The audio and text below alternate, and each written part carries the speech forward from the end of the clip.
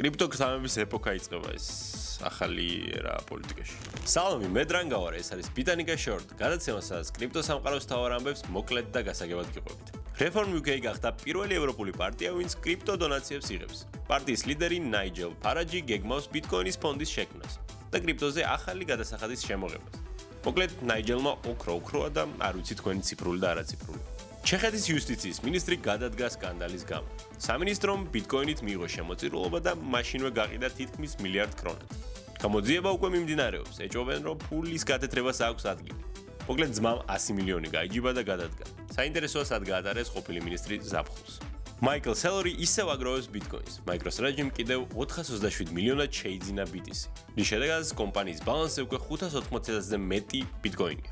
ეს ნიშნავს, რომ MicroStrategy გახდა ყველაზე დიდი კორპორატიული ჰოლდერი მსოფლიოში. მოკლედ, ამ რაოდენობის ბიტკოინი საკმარისია იმისთვის, რომ მთელი წლის განმავლობაში ყოველ დღე დედამიწის ყველა ადამიანს გაუნაწილო ნახევარი პიცა. ეს იყო Bitanica Short. გამოიწერეთ ჩვენი პეიჯი, რომ არ გამოგჩნდეს თავარი მოკლედ.